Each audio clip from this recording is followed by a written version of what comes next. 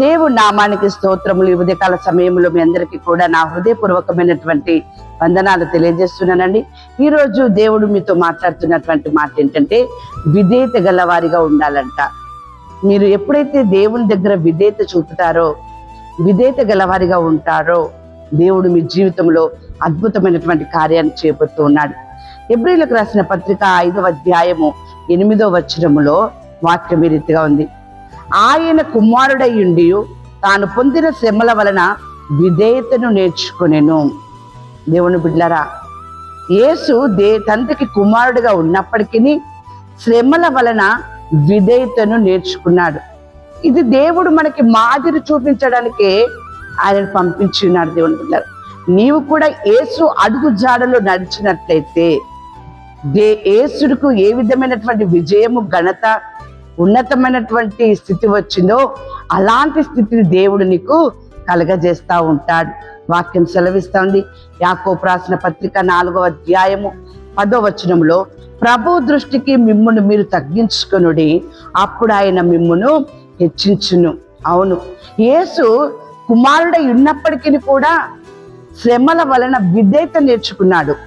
నీవు కూడా అదే రీతిగా ప్రభు దృష్టికి నిన్ను నీవు తగ్గించుకున్నట్లయితే దేవుడు నిన్ను హెచ్చింపజేస్తా ఉంటాడు. అంతేకాదు, 37వ కీర్తన 4వ వచనం నుండి చూసినట్లయితే, యెహోవాను బట్టి సంతోషించుము, ఆయన నీ హృదయ వాంఛలను తీర్చును, నీ మార్గమును యెహోవాకు అప్పగింపుము, నీవు ఆయనను నమ్ముకొనుము, ఆయన నీ కార్యమును నెరవేర్చును.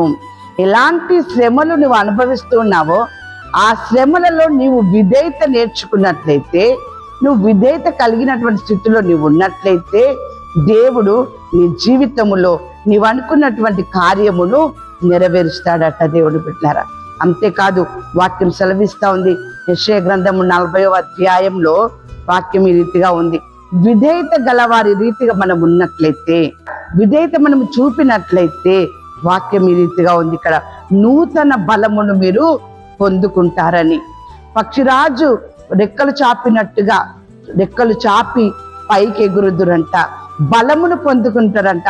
అలాంటి గొప్ప సంతోషమును దేవుడు మీకు కలగజేస్తూ ఉన్నాడు. అంతేకాదు, దేవుని బిడ్డలారా, 145వ కీర్తన 18వ వచనములో, యెహోవా మీకు సమీపముగా ఉన్నాడు.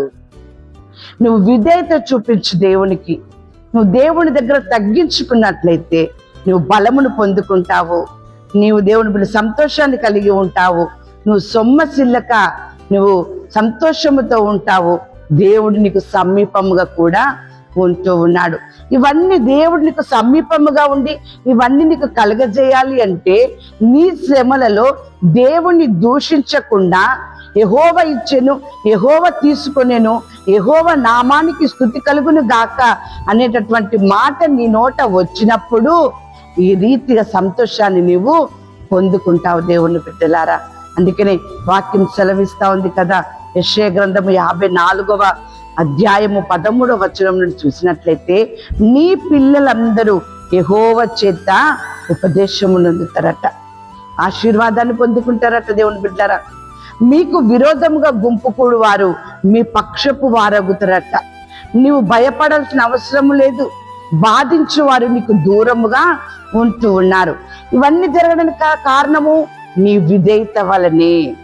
నువ్వు దేవుని దగ్గర తగ్గించుకోవడం వలన నీ పిల్లలకి ఆశీర్వాదము, నీ కుటుంబానికి ఆశీర్వాదము, శత్రువు నుండి కూడా నీకు ఏ భయము కూడా ఉండదు. దేవుని బిడ్డలారా, ఉదయకాల సమయంలో దేవుడు మీతో మాట్లాడుతున్నటువంటి మాట, యాకోబు రాసిన పత్రిక 4వ అధ్యాయము 7వ వచనము, కాబట్టి దేవునికి లోబడి ఉండుడి, అపవాదిని ఎదిరించుడి, అప్పుడు వాడు మీ యొద్ద నుండి పారిపోవును. ఎంత చక్కని మాట!